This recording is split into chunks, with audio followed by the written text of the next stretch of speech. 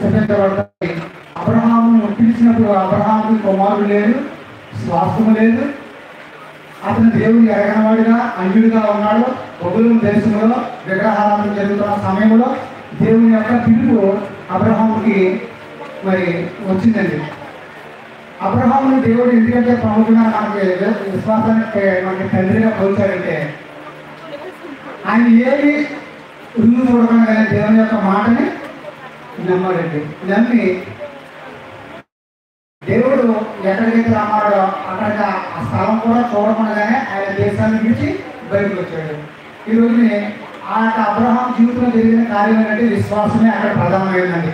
ఎందుకంటే విశ్వాసము అనగా నిరీక్షించబడి వారి యొక్క నిజ స్వరూపమును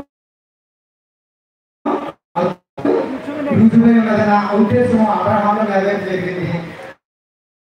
అప్పుడు దేవుడు చక్కగా ఆయనకి ఒక వాస్తవాన్ని ఇచ్చాడు. మరి వృద్ధాంతంలో ఉన్నప్పుడు కూడా ఒక కుమారుని అనుగ్రహించాడు. దేవుడి యొక్క మాటని అతను విశ్వసించి విశ్వాసం ద్వారా ఆయన మన యొక్క బైబిల్ గ్రంథంలో పాత్రగా అబ్రహాము నిలుచుకున్నాడు. కాబట్టి ఈరోజు మరి ప్రాంతంలో మరి నిలబడి ఈరోజు కనుక కుమారుడు మరి కుమార్తె అన్నగారి కుమార్తె యొక్క మరణప్రసాదం అయినప్పటికీ కార్యక్రమం కంటే దేవుని యొక్క కార్యానికి ప్రాధాన్యత ఇచ్చాడండి. మరి నిజంగా అబ్రహాము ఎలాగైతే అతను కలుగున్నా అతను ఏవైతే కలుగున్నా అవన్నింటినీ విడిచిపెట్టాడండి. ఆ స్వజనులు ఎంతో మంది అనుకుంటారు, నీకు ముసలివాడు నీకు ఎక్కడ ఉన్నాడు, ఏమైనప్పటికీ వాళ్ళందరినీ వ్యతిరేకించి విశ్వాసం ద్వారా వదిలిపెట్టాడు. అబ్రహాంకే కాదు కానీ అబ్రహాం వంశం వాళ్ళంతా ఆశ్రయించబడిందండి. ఆయన ఒక మంచి చక్కటి దేశాన్ని దేవుడిచ్చాడు.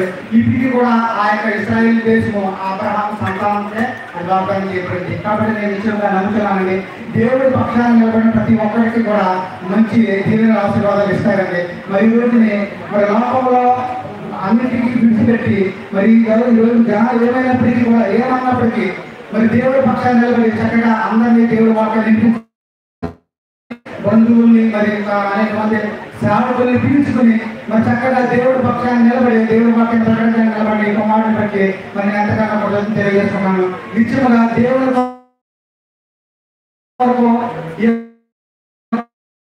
కుటుంబము మరి బిడ్డలు నిత్యముగా అబ్రహామును జీవించిన అదే దేవుడు ఈరోజు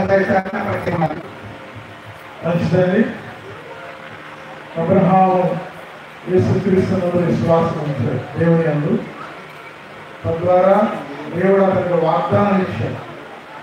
ఆ వాగ్దానం ఇచ్చి దాదాపు 4000 సంవత్సరాలు 4000 సంవత్సరాలుగా అబ్రహాము యొక్క వంశావళిని అంచెలంచెలుగా ఆయన ఆశీర్వదిస్తూ ఉన్నాడు. అబ్రహాము యొక్క సంతానమే నేడు ఇశ్రాయేల్ దేశంగా పిలువబడుతూ నివసిస్తున్నారు. ప్రపంచంలో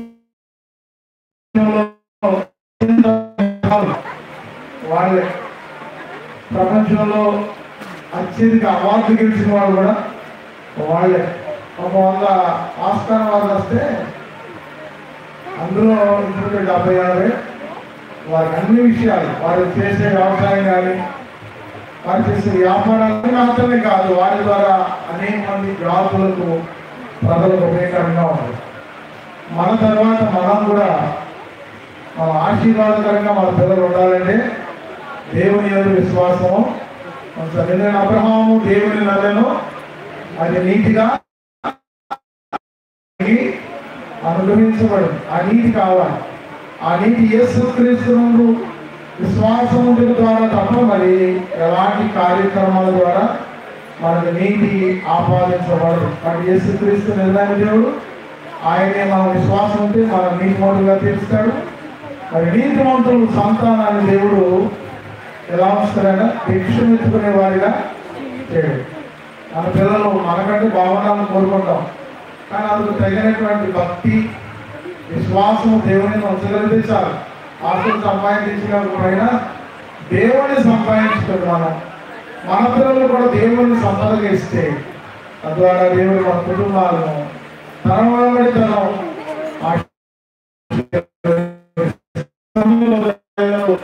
దయాపాల్ గారు వచ్చి ప్రార్థించవలసిందిగా ప్రార్థన మనం చేస్తున్నాం. మరి కృపావరం గారు వేదిక మీద రావాలని ప్రారంభం తెలియజేస్తాం.